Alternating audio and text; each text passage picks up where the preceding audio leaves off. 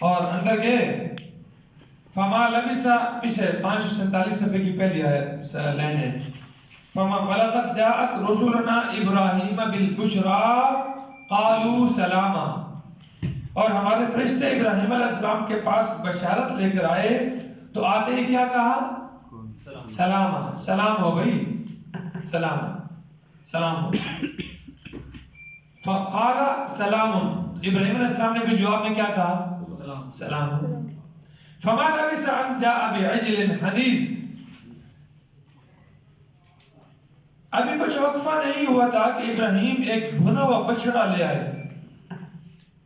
کیا پوچھا نہیں ہے؟ مہمان نوازی کے آداب اللہ بتلا رہے ہیں قرآن میں بھی، انبیاء کے طرز عمل سے اللہ بتلا رہے ہیں.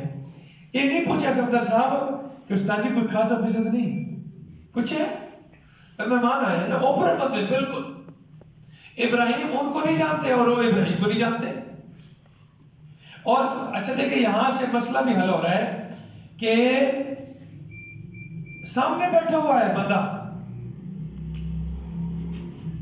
نہ تو فرشتوں کو غیب کا علم ہے کہ ابراہیم اندر کیا کرنے گیا ہے، اور نہ ابراہیم علیہ السلام کو پتا ہے کہ یہ بندے کون ہیں، انسان ہے کہ فرشتے ہیں. اگر ابراہیم علیہ السلام کو پتا ہوتا کہ یہ فرشتے ہیں تو وہ کھانا لے کر آتے نہیں. کیوں؟ کیونکہ فرشتے کھانوں سے کیا ہے؟ پاک ہے. وہ آئے تھے انسانی شکل میں تو گئے اور یہ نہیں پوچھا بھائی کھانا تھا نا کہاں سے. قرآن کہتا ہے فما لبث ان جاء بعجل حنیذ. ترجمہ کیا کیا جی؟ ابھی تھوڑا سا وقفہ ہی گزرا تھا کہ ایک بھنا ہوا بچڑا لے کر آ گئے. اچھا. فلما رأى أيديهم لا تصل إليهم. جب دیکھا کہ ان کے ہاتھ جو ہے نا وہ کھانے کی طرف نہیں بڑھے. نکرہم، انہیں کیا سمجھا؟ اوپرا سمجھا، اجنبی سمجھا. وہ اوجس منہم خیفہ، اور ان سے خوف محسوس کیا. اور ان سے کیا محسوس کیا بھائی؟ خوف. کس بات کا؟ کہ کہیں دشمن تو نہیں ہے. کیونکہ ابراہیم علیہ السلام کے زمانے میں دستور اور قانون یہ تھا چوروں کا بھی قانون ہوتا ہے. یہ ہے جیسا ساڑھے اصل بے قانونی چلنے پہ چوروں کا بھی قانون ہوتا ہے. ٹھیک ہے نا؟ تو اللہ اکبر. قانون کا یہ تھا کہ جس گھر سے چوری کرنی ہے نا اس گھر کا نمک، جب اس گھر کا نمک کھا لیا تو پھر چوری نہیں کرنی. انہوں نے کھا تھا. ابراہیم علیہ السلام پریشان ہو گئے. قرآن کہہ رہا ہے او جیسا منہم خیفہ، تو ان کو اجنبی سمجھ کر دل میں خوف کیا. قالو لا تخف. فرشتے کیا کہتے ہیں؟ خوف نہ کر. کیوں آپ کہتے ہیں خوف نہ کر؟ بس خوف کا اظہار جب دل میں خوف ہو تو چہرے پر بھی ظاہر ہو جاتا ہے نا. تو کہتے ہیں لا تخف انا ارسلنا الی قوم لوط. ہم قوم لوط کی طرف بھیجے گئے ہیں. اب جا کر پتہ چلا ہو یہ تو کیا ہے؟ فرشتے ہیں. وامرأته قائمۃ، اور ان کی بیوی پیچھے کھڑی تھی پردے میں. فضحکت، وہ ہنس پڑی. فبشرناها باسحاق، تو ہم نے انہیں خوشخبری دی اسحاق علیہ السلام کی. ومن وراء اسحاق یعقوب، اور اسحاق کے بعد کس کی؟ یعقوب کی. یعقوب آپ کا بیٹا ہے، اسحاق علیہ السلام کا بیٹا ہے، یعنی یا اسحاق کے بعد پوتے کی بھی خوشخبری دیتی. اچھا.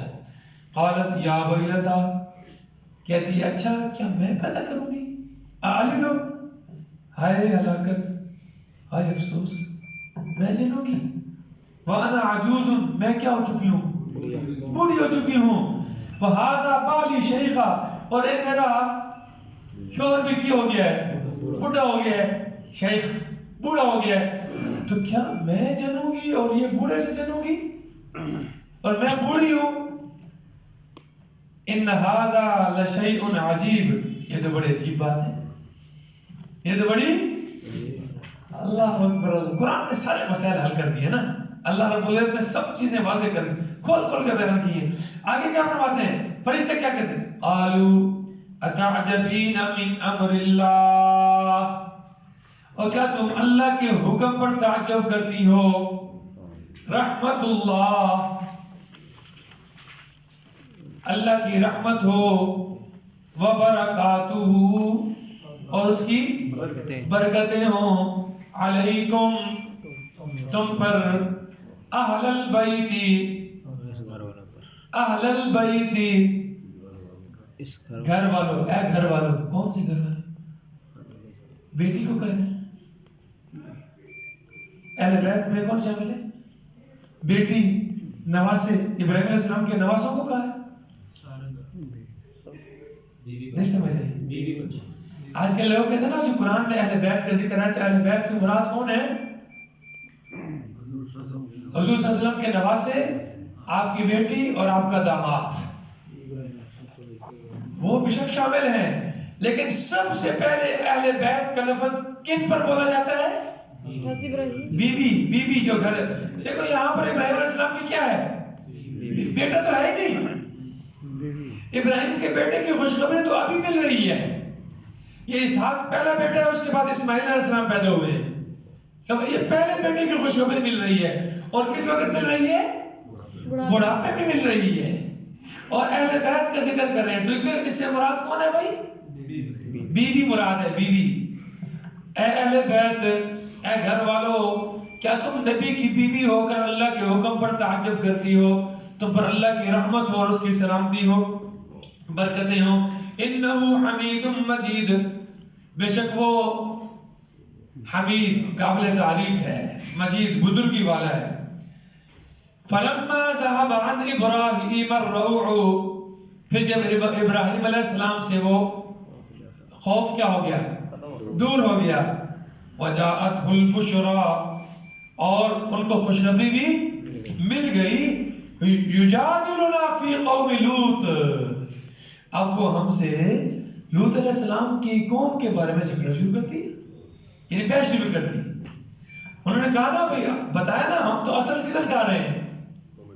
قوم لوط کے پاس جا رہے ہیں، ان پر عذاب کا حکم لے کر آئے ہیں. تو لوط علیہ السلام ابراہیم علیہ السلام کے بھتیجے ہیں. یہ ابراہیم علیہ السلام کے ساتھ ہجرت کر کے آئے تھے. ابراہیم علیہ السلام فلسطین میں، اور انہیں صدوم ایک جگہ ہے، صدوم. لوط علیہ السلام کو اللہ نے صدوم کی طرف بھیجا، اور صدوم اور اس کے آس پاس کی جو بستیاں ہیں نا، ان کی رہنمائی کے لیے، ان کو ہدایت دینے کے لیے ان کی طرف اللہ نے اپنا پیغام بھیجا، صدوم کی طرف. تو بھتیجے ہیں. اب ابراہیم علیہ السلام ان فرشتوں سے کہتے ہیں وہاں تو میرا بھتیجا لوط بھی رہتا ہے اور اس کے بچے بھی ہیں، گھر والے بھی ہیں، تم یہ کیا کرنا چاہتے ہو؟ پر عذاب لانا چاہتے ہو؟ ہاں، قرآن کہہ رہے ہیں یجادلنا فی قوم لوط، کیوں جھگڑا کر رہا ہے؟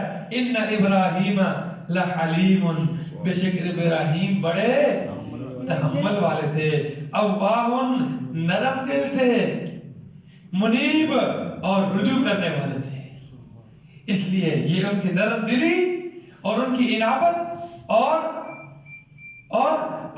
حلیم، بردباری کا یہ تقاضا تھا کہ وہ فرشتوں کے ساتھ کیا کرنا شروع کرتی؟ بحث شروع کرتی. یا ابراہیم، اب اللہ فرماتا ہے اے ابراہیم اعرض عن ھذا، اس بات سے کیا کر، چھوڑ دے اس بات کو. انہ قد جاء امر ربک، تیرے رب کا حکم کیا ہو گئے؟ آ پہنچا ہے. ابراہیم عذاب کو دور کر سکتا؟ نہیں. ابراہیم خلیل اللہ ہے، بھتیجا ہے، بھتیجے کی قوم پر عذاب آ رہا ہے، اور ابراہیم علیہ السلام فرشتوں سے بحث کر رہے ہیں کہ چھوڑو، عذاب واپس لے جاؤ. تو کیا فرماتے ہیں؟ کیا فرما رہے ہیں؟ انہ قد جاء امر ربک، تیرے رب کا حکم آ چکا ہے. وَإِنَّهُمْ آتِيهِمْ عَذَابٌ غَيْرُ مَرْدُودٌ، اور بے شک ان پر عذاب آنے والا ہے، ایسا عذاب کہ وہ واپس نہیں ہو سکتا. اب اللہ کی طرف سے فیصلہ، اور اللہ کی طرف سے جب کسی بات کا فیصلہ ہو جائے تو کوئی اس کو ٹال نہیں سکتا. اچھا اب آگے دیکھیں. اب فرشتے یہاں سے اٹھے اور کہاں چلے گئے؟ لوط علیہ السلام کے پاس، اور بالکل خوبصورت نوجوان لڑکوں کی شکل میں، کوئی داڑھی کو نہیں، کچھ بھی نہیں ہے، چھوکرے بن گئے بالکل۔ اور جیسے ہی قوم کو پتہ چلا نا، دوڑتے آئے ابراہیم لوط علیہ السلام کے دروازے پر، اور اس بات کی خبر بھی روایت میں آتا ہے کہ بیوی نے ان کو دی۔